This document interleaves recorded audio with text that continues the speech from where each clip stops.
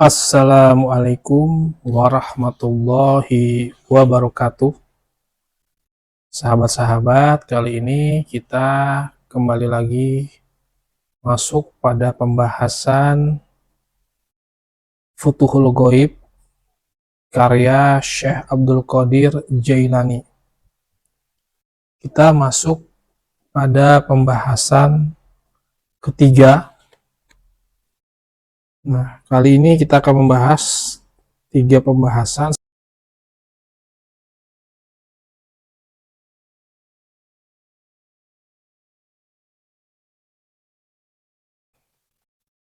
Jadi kita ada 3 pembahasan ya. Pembahasan yang pertama, saya akan menjelaskan tentang ujian menurut Syekh Abdul Qadir Jailani. Menurut Syekh Abdul Qadir Jailani, apabila seseorang hamba tengah mendapat ujian, pertama-tama ia akan mencoba mengatasinya dengan upayanya sendiri. Bila gagal, ia akan mencari pertolongan kepada sesamanya, seperti para raja, penguasa, orang kaya, guru spiritual, atau bila dia sakit, dia meminta tolong kepada dokter. Bila hal ini pun gagal, maka ia akan kembali kepada Allah dengan doa-doa, ketundukan, dan puja-puji. Tetapi selama ia mampu mengatasinya sendiri, maka ia tidak akan berpaling kepada sesamanya. Dan selama ia masih bisa mendapatkan jalan keluar dari sesamanya, maka ia tidak akan berpaling kepada Allah. Kemudian jika dia tidak mendapatkan pertolongan dari Allah, dia akan memasrahkan diri seraya terus memohon, berdoa, merendahkan diri, memuji, dan mengemis kepadanya dengan perasaan takut dan penuh harap.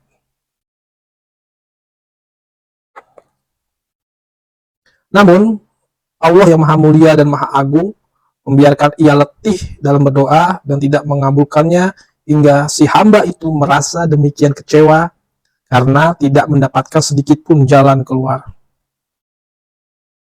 Saat itulah takdir menjelma nyata dan menjalankan tugasnya pada si hamba. Pada titik ini, si hamba tidak lagi butuh segala jalan keluar atau usaha. Sebab yang tersisa pada dirinya hanyalah ruh. Dia tidak melihat apa yang terjadi pada dirinya itu, melainkan dari perbuatan Allah Subhanahu wa Ta'ala. Maka sampailah dia pada keyakinan dan tauhid yang kuat, bahwa pada hakikatnya tiada yang melakukan segala sesuatu kecuali Allah. Tidak ada yang menggerakkan atau menghentikan sesuatu kecuali Allah. Tidak ada kebaikan atau kejahatan, bahaya atau manfaat, pemberian atau penolakan. Tidak ada yang membuka atau menutup, tidak ada kehidupan atau kematian, kemuliaan atau kehinaan, kecuali semuanya dalam kuasa Allah. Di hadapan takdir Allah itu, ia laksana bayi yang menyusui di tangan perawat, bagai mayat yang dimandikan, bagai bola yang dimainkan, dibolak-balik, dipindahkan, dan diganti. Dia tidak berdaya. Pada titik itu, dia terlepas dari dirinya sendiri dan melebur dalam perbuatan Allah. Maka jika dia melihat, tidak dilihatnya kecuali Allah beserta perbuatannya.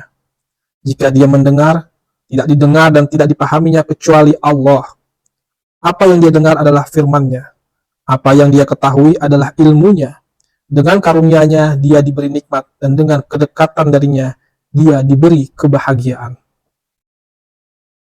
Dia menghias dirinya dengan kedekatan itu dan menjadi mulia. Dia bahagia dan yakin dengan janji-janji Allah. Bersamanya dia merasa tenang, dengan firman-Nya dia bahagia. Dia enggan dan lari dari segala sesuatu selain Allah, dan memilih menautkan hati untuk mengingatnya. Keyakinannya terhadap Allah sangat mantap, dan kepadanya dia bertawakal. Dengan cahaya makrifat dia mengambil petunjuk. Dia mengetahui ilmu-ilmunya yang tersembunyi dan rahasia-rahasia kekuasaannya. Darinya dia mendengar dan merasa maka segala puja, puji, dan doanya tertuju kepada Allah semata. Baik sahabat, itulah pembahasan tentang ujian. Sekarang kita akan masuk pada pembahasan keempat, tentang mati secara maknawi. Jika dirimu mati dari makhluk, akan dikatakan kepadamu, semoga Allah merahmatimu.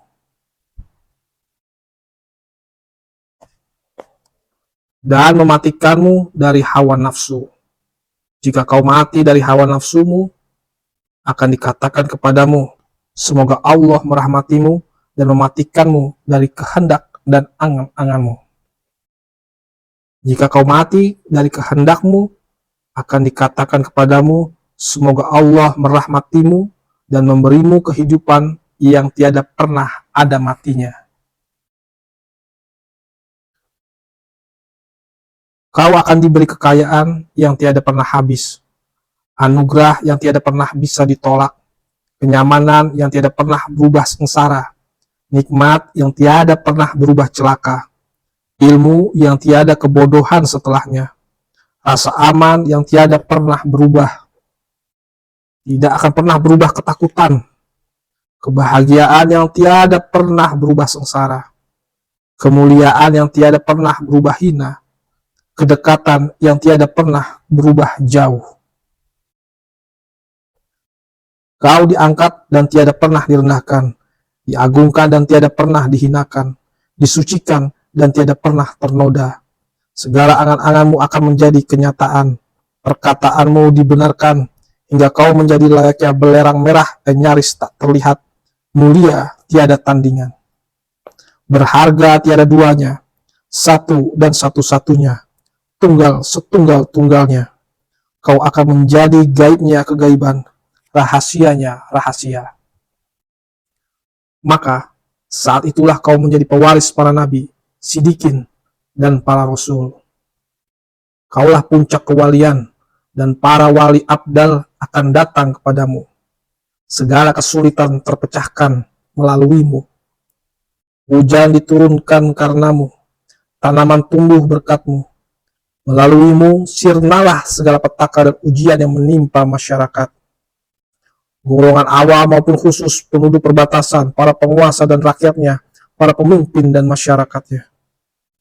Dengan demikian, kau menjadi tumpuan seisi negeri dan para hamba. Orang-orang bergegas mendatangimu dengan ketundukan, membawa bingkisan, dan mengabdi kepadamu dalam segala kondisi. Dengan izin Allah segalanya, lidah mereka senantiasa menyebut-nyebut kebaikanmu, serta melantunkan puja dan puji untukmu dimanapun mereka berada. Tidak akan ada dua orang beriman yang berselisih tentangmu. Kau adalah manusia terbaik yang hidup di bumi. Itulah anugerah Allah yang Dia berikan kepada siapa saja yang Dia kehendaki, dan Allah Maha Pemilik karunia yang agung. Baik, sekarang kita masuk pada pembahasan kelima, yaitu tentang dunia dan anjuran untuk tidak meliriknya.